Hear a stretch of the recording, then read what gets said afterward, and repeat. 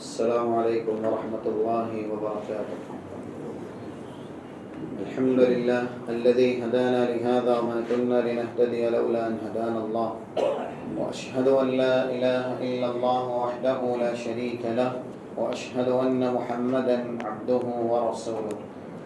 قال الله سبحانه وتعالى في كلامه المجيد: أعوذ بالله من الشيطان الرجيم، قل يا عبادي الذين أسرفوا على أنفسهم لا تقنطوا من رحمة الله إن الله يغفر الذنوب جميعا إنه هو الغفور الرحيم۔ رب العالمین کے فضل و کرم سے آج کی تراویح میں کئی صورتیں مکمل پڑھی گئی، جس میں پہلے سورہ زمر ہے اور اس کے بعد سورہ مومن، جس کا دوسرا نام سورہ غافر ہے، اور اسی طریقے سے سورہ فصلت کا کچھ حصہ تلاوت کیا گیا ہے۔ ابھی آیت کریمہ جو پڑھی گئی ہے اس کا تعلق سورہ زمر سے ہے، آیت نمبر 53 ہے، اور یہ آیت بھی مناسبت رکھتی ہے ہم اور آپ جس رات میں اللہ کے فضل و کرم سے یہاں پر اکٹھا ہیں۔ یہ لیلۃ القدر کی جستجو اور تلاش کی دوسری رات ہے۔ رسول اللہ صلی اللہ علیہ وسلم کی حدیث کے مطابق امام بخاری نے حدیث نقل کی 2017 نمبر کی صحیح بخاری میں: تحروا لیلۃ القدر فی وتر من عشر الاواخر فی رمضان، رمضان کے آخری عشرے کی طاق راتیں ہیں، ان میں لیلۃ القدر کی جستجو کرو۔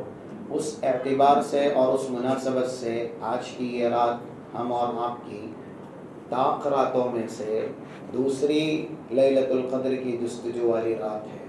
اس لیے اس آیت کریمہ میں جو رب العالمین نے بیان کیا ہے اور اہل ایمان سے یا اپنے بندوں سے اللہ نے خطاب کیا ہے، وہ بیان بہت زیادہ مناسبت رکھتا ہے۔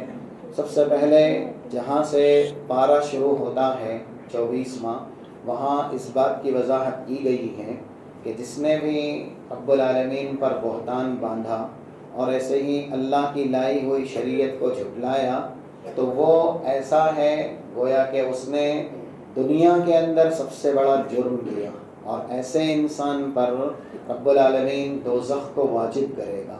جس نے اللہ پر جھوٹ باندھا، یعنی جھوٹ اس طریقے کا کہ رب العالمین مرنے کے بعد دوبارہ اٹھانے پر قادر نہیں، نعوذ باللہ، حشر کا میدان نہیں، جنت اور جہنم نہیں، فرشتے نہیں، یا ایسے ہی اللہ نے جن کو نبی بنایا، جن کو رسول بنایا، وہ نبی نہیں، وہ رسول نہیں، یہ ساری چیزیں کذب، بیانی، افترا پردازی کے اندر داخل ہیں، اور کفار مکہ یا مشرکین مکہ ایسا ہی افترا اور ایسا ہی جھوٹ اللہ پر بولتے تھے۔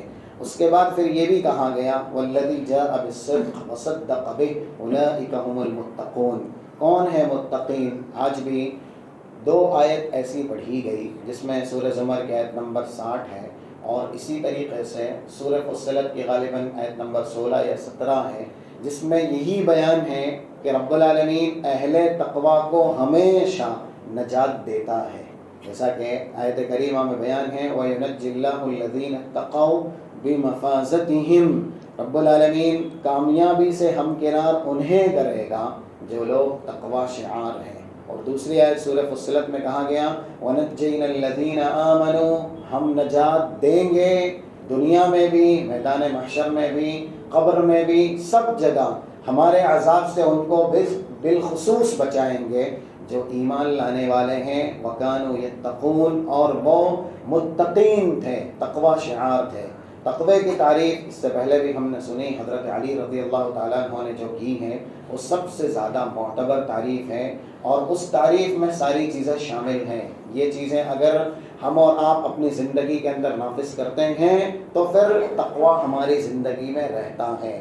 یہ آیت کریمہ جو کہ 24ویں پارے کی ابتدا کی ہے، اور غالباً جو اس کا نمبر ہے وہ 34واں ہے، والذی جاء بالصدق، جو آدمی سچائی لے کر کے آیا، وصدق بہ، اس سچائی کی جس نے بھی تصدیق کی، اولئک هم المتقون، یہ متقین ہیں۔ عام بیان ہے کہ لائی ہوئی شریعت، رسول اللہ صلی اللہ علیہ وسلم یہ شریعت لے کے آئے ہم اور آپ کے بیچ، اور دیکھیے اللہ اللہ رحمان ہیں، یا اسی طریقے سے قرآن کریم یہ ہمارے لیے فرقان ہے، یا اسی طریقے سے ایمان سے دنیا اور آخرت میں نجات ہے. یعنی رحمان ہو، فرقان ہو، قرآن ہو یا ایمان ہو، یہ سب ہمیں کن کی ذات سے ملا، کن کے واسطے سے ملا، کن کے ذریعے سے ملا؟ رسول اللہ صلی اللہ علیہ وسلم کے ذریعے سے ملا.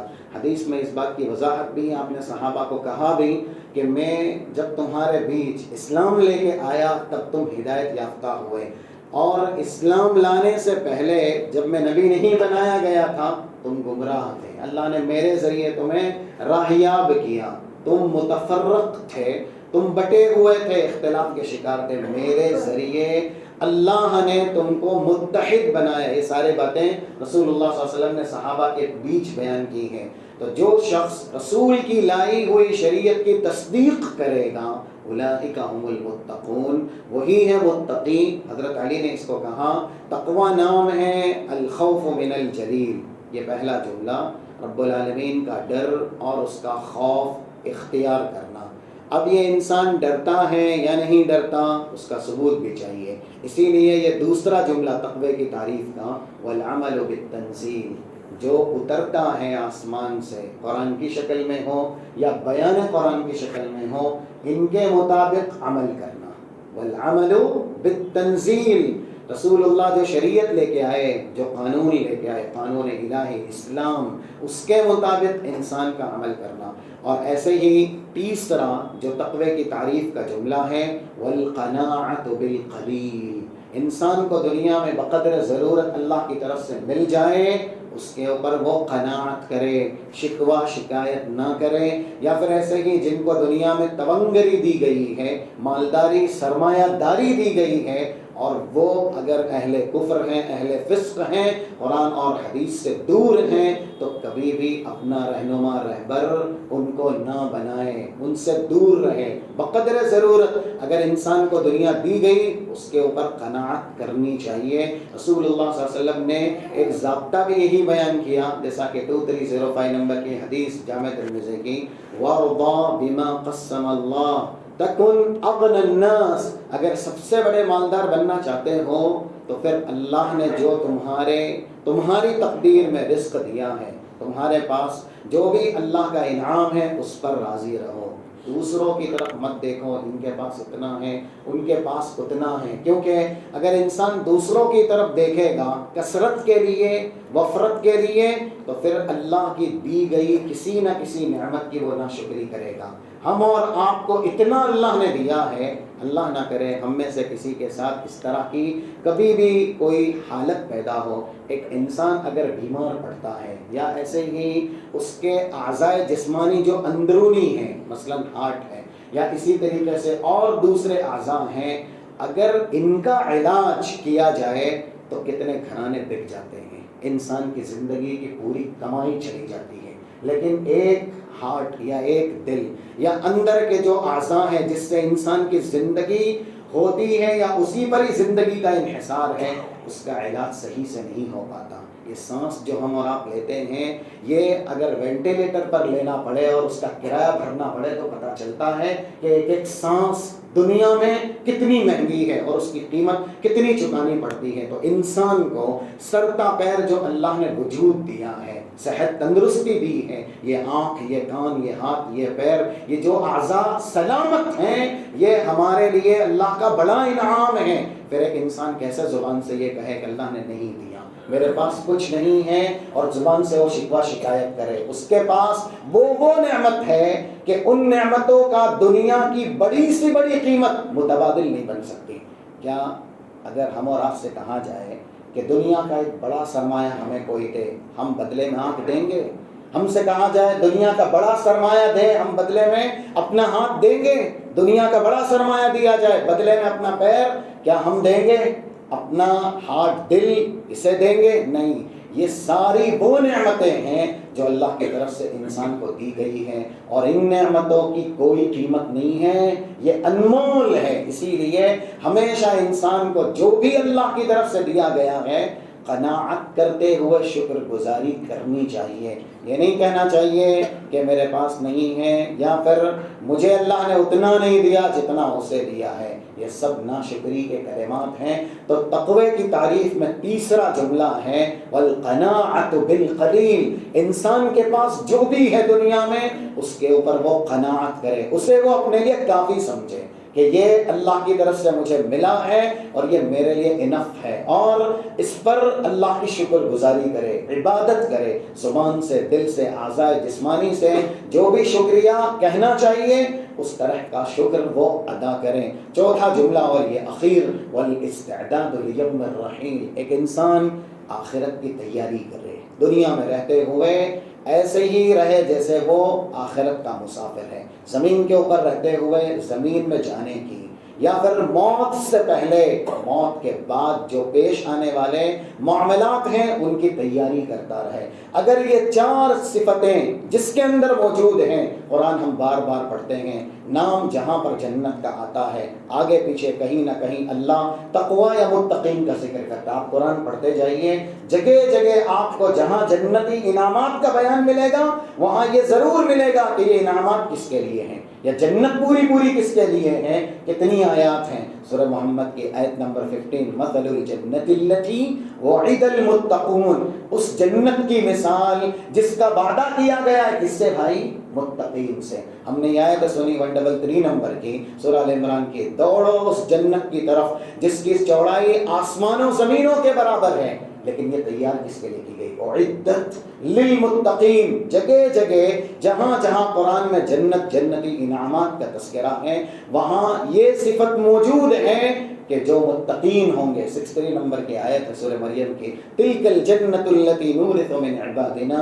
من کان تقیا. ہمارے بندوں میں سے جو متقی بنے جنت ورثے میں دیں گے, وہی وارث ہیں جنت کے. تو تقوی ہماری زندگی میں آنا چاہیے. تقوی نام کس کا ہے؟ اللہ کا ڈر ہو, اور یہ ڈر ظاہر ہونا چاہیے, یعنی اوپر سے جو بھی اتارا گیا ہے ہماری ہدایت کے لیے اس کے مطابق عمل, العمل بالتنزیل. اور ایسے ہی والقناعۃ بالقلیل, جو کچھ اللہ کی طرف سے ہم دیے گئے اس پر قناعت, اور ایسے ہی والاستعداد لیوم الرحیل, دنیا میں رہ کر کے دنیا کی نہیں آخرت کی تیاری کرنا. یہ چار صفت نام ہیں تقوی کا. اگر انسان اس کے مطابق زندگی گزارے گا تو وہ متقین ہوگا. آگے رب العالمین نے تذکرہ کیا, جیسا کہ آیات ہیں 42 یا 43 نمبر کی, اس میں یہ بیان ہے اللہ یتوفی الانفس حین موتها والتي لم تمت في منامها فيمسك التي قضى عليها الموت ويرسل الأخرى إلى أجل مسمى. یہ ایک حقیقت ہے, ہم مانیں یا نہ مانیں, لیکن کیونکہ غیب کے جو بھی معاملات ہیں, غیب کے جو امور ہیں, آنکھیں نہ دیکھ سکتی ہیں, عقل میں نہ وہ آ سکتے ہیں, صرف ہمیں اس پر ایمان لانا ہے. ایمان نام ہی ہے الذین یؤمنون بالغیب, جو غیب کی چیزوں پر ایمان لاتے ہیں. رب العالمین یہ بیان کر رہا ہے. ایک اور جگہ ہے سورہ انعام کی آیت نمبر 60 اور 61 میں بھی, وَهُوَ الَّذِي يَتَوَفَّاكُمْ بِاللَّيْلِ وَيَعْلَمُ مَا جَرَحْتُمْ بِالنَّهَارِ. وہی وہ ذات ہے جو تمہیں وفات دیتی ہے رات میں. وہاں ذکر ہے نیند میں ایک انسان جب گہرائی میں چلا جاتا ہے, سو جاتا ہے, تو اللہ نے اسے وفات سے تعبیر کیا ہے. کس سے؟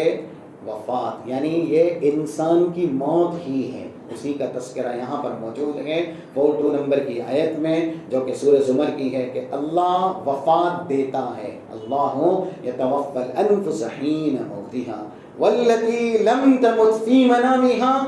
اور ایسے ہی وہ لوگ جو اپنی خوابگاہ میں سوئے رہتے ہیں ان کے اوپر بھی اللہ وفات طاری کرتا ہے, لیکن ابھی ان کی حقیقی وفات کا وقت نہیں آیا, ان کی زندگی کے لمحات باقی ہیں, تو ان کی طرف روح کو لوٹایا جاتا ہے. ساری روحیں جو انسان سوتا ہے اس کی روحیں اللہ کے پاس جاتی ہیں, اور رب العالمین اگر حکم دیتا ہے لوٹنے کا تو یہ روح جسم میں لوٹ کر کے آتی ہے. اس پر ہم اور آپ کو ایمان رکھنا ہے. ہم جب بھی گہری نیند سوئیں, دن میں یا رات میں, یہ نیند موت ہی ہے. اسی سے ہم اور آپ کو شریعت کی طرف سے یہ تعلیم ہے کہ جب ہم سوتے ہیں اور سونا ضروری ہے تو انسان سونے سے پہلے گناہوں سے توبہ کرے، سونے سے پہلے کچھ اذکار بتائے گئے ہیں ان کا ورد کرے، جیسا کہ سورہ اخلاص ہے، سورہ فلق ہے، سورہ ناس ہے، آیت الکرسی ہے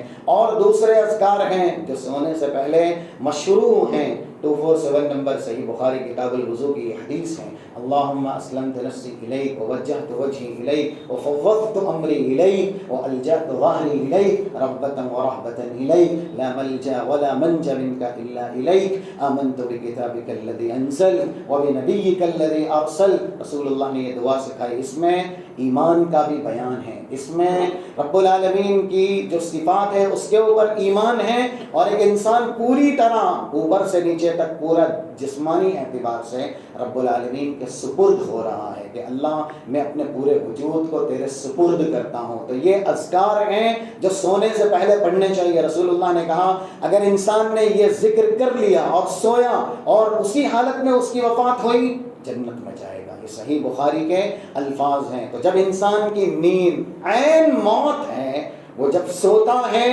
تو مرتا ہے، لیکن اگر ابھی حقیقی موت کا وقت نہیں آیا، زندگی کے لمحات باقی ہیں، تو روح لوٹائی جاتی ہے۔ یہی اللہ نے کہا ہے واللتی لم تمت فی منامہا فیمسک التی قضی علیہا الموت۔ جو لوگ سو جاتے ہیں اور ان کی روح نکلتی ہے، پرواز کرتی ہے، اللہ کے پاس جاتی ہے، اگر ان کی زندگی وہیں تک ہے تو پھر وہ لوٹ کے نہیں آتی، اللہ روک لیتا ہے۔ لیکن سویا ہوا انسان ابھی اس کی زندگی میں اور لمحات ہیں جو پہلے سے اللہ نے تقدیر کے قلم سے تحریر کروائے ہیں، وَيُرْسِلُ الْأُخْرَى، تو پھر دوسری روحوں کو جن کی زندگی ابھی باقی ہیں ان کے جسموں کی طرف بھیج دیا جاتا ہے۔ رسول اللہ صلی اللہ علیہ وسلم نے ایک دعا اور سکھائی اور جو اس آیت کی وضاحت کر دی ہے 5050 نمبر کی جو ابو داؤد کی ہیں۔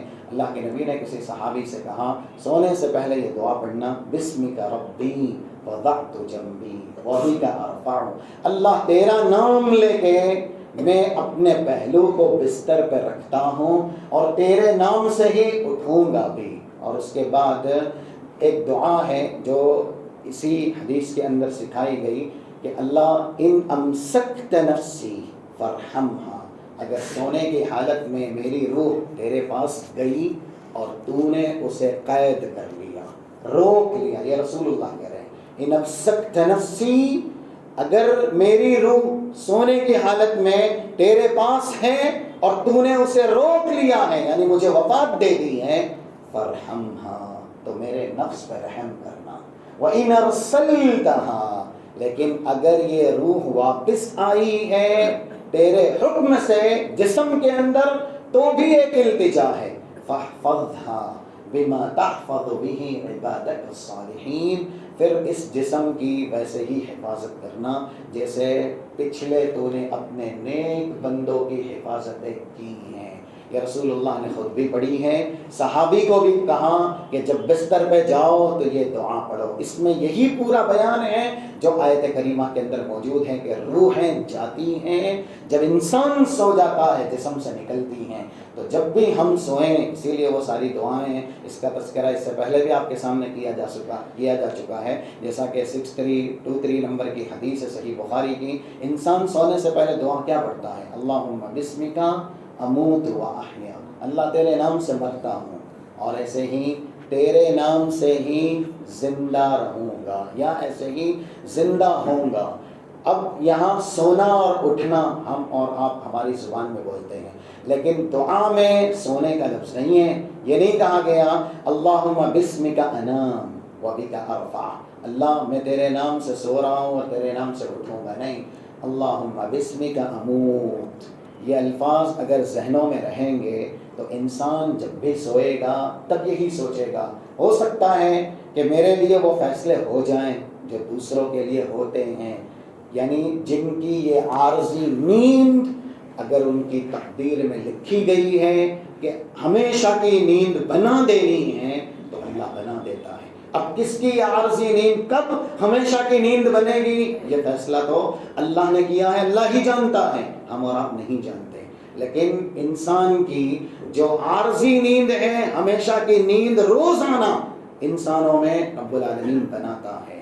کچھ ہمارے بیچ بھی ہوتے ہیں یا ایسے ہی کسی کے بارے میں ہم سنتے ہیں، یہ فیصلے ہوتے رہتے ہیں۔ کچھ ایسے ہیں انسانوں میں سے جو عارضی راتوں میں سوتے ہیں، عارضی نیند، پھر وہ نہیں اٹھتے، صبح کا سورج نہیں دیکھ سکتے، ان کی وہ عارضی نیند ہمیشہ کی نیند بنا دی جاتی ہے۔ یہ فیصلہ ہمارے ساتھ بھی ہو سکتا ہے، کسی کے ساتھ بھی ہو سکتا ہے۔ تو یہ ذہن میں محفوظ ہونا چاہیے، ہم سو رہے ہیں تو گناہوں سے توبہ کر کے سو رہے ہیں، رب العالمین سے رحمت کا سوال کر کے کہ اللہ تو ہمارے نفس پہ رحم کرنا، اگر یہ روح نکل کے تیرے پاس گئی اور تو نے روک لی۔ آج ہم اور آپ کی حالت کیا ہے؟ کتنے ایسے ہیں راتوں میں برائی کر کے اور دوسری جو بڑی بڑی برائیاں ہیں ان کا ارتکاب کر کے، بے حیائی کی شکل ہو یا اخلاق کش جو اعمال ہیں وہ انسان کرتا ہے، نماز چھوڑتا ہے، عشاء کی نماز نہیں پڑھی، اور پھر جسارت کے ساتھ ایسے ہی بے خوف کے ساتھ جسم بستر پہ رکھتا ہے، سو جاتا ہے۔ اسے اللہ کا عذاب کا ڈر نہیں، وہ بے خوف ہے، مامون ہے۔ رب العالمین نے اسی کو بیان کیا ڈرانے کے لیے کہ جو لوگ مجرم ہیں، جرم کا ارتکاب کرتے ہیں اور ایسے ہی بے خوف نیند سو جاتے ہیں، ان کو ڈر بھی نہیں لگتا، جیسا کہ سورہ نحل آیت نمبر 26، قد مکر الذین من قبلہم فأتی اللہ بنیانہم من القواعد۔ یہ مثال اللہ نے بیان کی ہے، ایسا کیا ہے اللہ نے، جو لوگ جرم کر کے آئے پھر بستر پہ گئے زینت نیند لینے کہ ہم بستر پہ نیند کی لذت سے لطف اندوز ہوں گے، ان کی چھتوں کو گرا کے زمین کا ملبہ اللہ نے بنایا۔ یہ مثال ہے، قد مکر الذین من قبلہم فأتی اللہ بنیانہم من القواعد۔ اللہ نے چھتوں کو گرا دیا، پلر اکھاڑ دیے اور گھر پورا ان کے وجود پر گر گیا، زمین دوز کر دیے گئے، زندہ زمین میں دفن کر دیے گئے۔ اور آگے کی آیت میں بھی اسی صورت میں سورہ نحل میں 45 میں اللہ نے بیان کیا، افامن الذین مکروا السیئات ان یخسف اللہ بہم الارض۔ وہ لوگ جو زمین میں چلتے پھرتے گناہ کرتے ہیں اور ایسے ہی بے خوف بستر پہ آ کے سو جاتے ہیں، کیا وہ اس بات سے مامون ہیں، بالکل نڈر ہیں؟ اللہ چاہے تو زمین میں انہیں گاڑ سکتا ہے، زمین میں دفن کر سکتا ہے۔ جب وہ بستر پہ سو رہے ہوں تب بھی رب العالمین انہیں زمین کے اندر دفن کر سکتا ہے۔ او یاخذہم فی تقلبہم، اگر بازار میں ہیں، تجارت کر رہے ہیں، وہاں پر بھی پکڑا سکتی ہیں، بستر پہ سوئے ہوئے ہیں وہاں پر بھی پکڑا سکتی ہیں۔ تو یہ خیال ہمارے ذہن میں رہنا چاہیے کہ ہم جب بھی سوئیں رب العالمین سے توبہ کریں۔ اسی لیے یہ آیت کریمہ، بس اس کا سرسری ترجمہ آپ کے سامنے بیان کیا جائے، جو پڑھی گئی خطبہ مسنہ کے بعد 5 نمبر کی سورہ زمر کی، قل یا عبادی الذین اسرفوا علی انفسہم لا تقنطوا من رحمت اللہ۔ نبی میرے بندوں سے کہہ دے، اللہ کا جو انداز بیان ہے، یعنی کون جو جرم کر رہے ہیں یا ایسے ہی حرمت پامال کر رہے ہیں، رب العالمین کی نافرمانی کر رہے ہیں، اللہ ان کو اپنی طرف منسوب کر کے کیا کہہ رہا ہے، یا عبادی الذین آمنوا۔ جیسے نہیں کبھی والد یا والدہ کی طرف سے کوئی بچہ نافرمان بھی ہو تو انہیں سمجھانے کے لیے ہمارا بچہ یا میرا بچہ، اس طرح کا جو اسلوب ہے، صیغہ ہے، انداز ہے، تاکہ وہ مائل ہو جائے۔ اللہ گنہگار بندوں کو اپنی ذات کی طرف منسوب کر رہا ہے۔ یہ نہیں کہا کہ اے نبی ان بندوں سے کہہ دو جنہوں نے گناہ کیا، میرے ان بندوں سے کہو جنہوں نے اپنے آپ پر بہت ظلم کیا، بہت ستم کیا۔ اس آیت کی تفسیر میں صرف وہ حدیث پیش کر دی جائے نا تو کافی ہیں۔ 122 صحیح مسلم کی اور ایسے ہی 4810 نمبر کی صحیح بخاری کی۔ کچھ لوگ آئے رسول اللہ کے پاس، ہم آپ کا دین سمجھ گئے، ہم آپ کی بات سن لیے، لیکن ہمارے پاس مسائل کیا ہیں، ہم نے آپ کو یا ایسے ہی آپ کے جو صحابہ ہیں ان کو تکلیفیں دیں، بہت زیادہ ستایا، ہم نے کفر کیا، شرک کیا، قتل کیا، زنا کیا۔ وہ لوگ اپنے گناہ کا رسول اللہ صلی اللہ علیہ وسلم سے حل پوچھ رہے تھے، ہم آپ کی بات مان رہے ہیں، آپ کا دین قبول کرنا چاہتے ہیں، لیکن آپ پہلے یہ بتائیے کہ جو ہم نے گناہ کیے ہیں، اور وہ یہ گناہ ہیں کہ ہم نے قتل بھی کیا ہے، ہم نے زنا بھی کیا ہے، ہم نے کفر اور شرک بھی کیا ہے، تو کیا اللہ ہمارے یہ سارے گناہ معاف کرے گا؟ اس موقع پر یہ آیت نازل ہوئی. یہ صحیح بخاری کتاب التفسیر کی حدیث ہے 4810 نمبر کی. قل یا عبادی الذین اسرفوا. ابھی ایمان میں وہ داخل ہی نہیں ہوئے تھے، ارادہ کیا تھا اسلام لانے کا، ایمان لانے کا.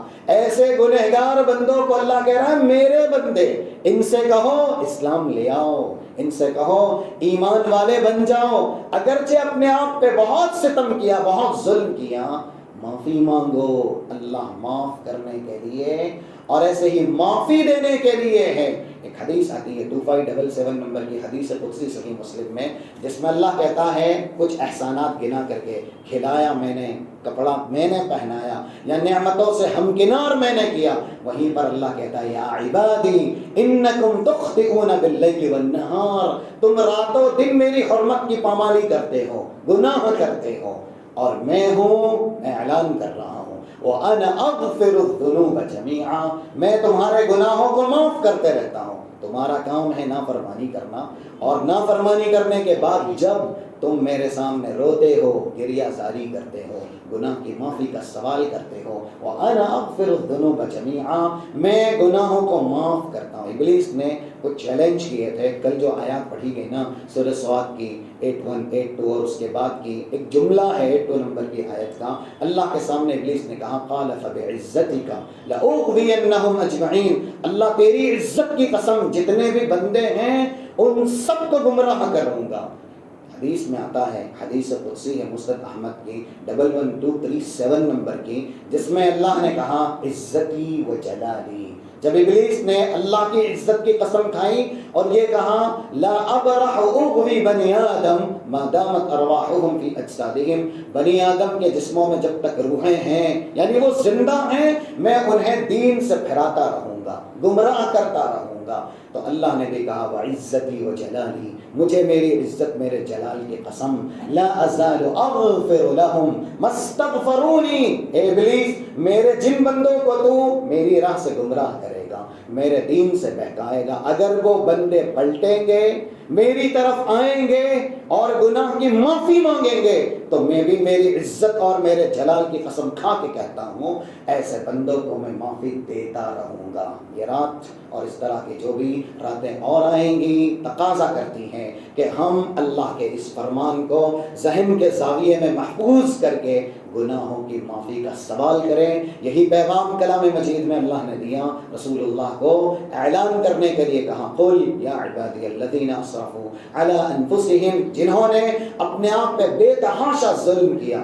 شرک اور کفر سے بڑھ کے کوئی گناہ نہیں ہے، کوئی ظلم نہیں ہے. ان الشرک لظلم عظیم، 13 نمبر کی سورہ لقمان کی آیت بتلاتی ہے سب سے بڑا جرم اور سب سے بڑا ظلم شرک ہے. ان کے لیے بھی جو مشرک تھے، زندہ ہو، ابھی دنیا سے نہیں گئے ہو، شرک کی بھی معافی مانگ لو، کفر کی بھی معافی مانگو، اللہ معاف کرے گا. کلام مجید میں کتنی آیات ہیں شرک کا تذکرہ ہوا، بعد میں فوراً توبہ کا تذکرہ اللہ نے کیا. 7374 یہ سورہ مائدہ کی. جو لوگ حضرت عیسیٰ کو کہتے تھے نعوذ باللہ اللہ ہے، اللہ کے بیٹے ہیں، ان سے بڑا مشرک کون ہے؟ لیکن اللہ نے پھر کہا فلا یتوبون الی اللہ، اگر یہ توبہ کریں گے کہ حضرت عیسیٰ کو جو کچھ انہوں نے مانا تھا وہ نہیں مانتے، جو اللہ کہہ رہا وہ مانتے ہیں، اللہ کے بندے ہیں، اللہ کے رسول ہیں، اللہ ان کی توبہ قبول کرے گا. شرک کے بعد توبہ کا تذکرہ ہے، یہ سمجھانے کے لیے زندگی میں اگر شرک کی معافی بھی مانگی جائے نا تو اللہ معاف کرتا ہے. لیکن انسان چلا گیا اور شرک اس کے دامن میں رہ گیا تو پھر وہ کبھی معاف نہیں ہوتا ہے. اس لیے ہم اور آپ اللہ کے سامنے اپنے گناہ کی معافی کا سوال کریں. رب العالمین سے دعا ہے اللہ ہمیں قرآن اور حدیث کی باتیں سننے، سمجھنے، عمل کرنے، اور ایسے ہی اس طرح کی جو مبارک راتیں ہیں ان میں زیادہ سے زیادہ اللہ کا فیض اور اللہ کا رضوان حاصل کرنے کی توفیق و سعادت نصیب فرمائے. صلی اللہ علی نبینا محمد وعلی آلہ وصحبہ اجمعین. السلام علیکم ورحمۃ اللہ وبرکاتہ.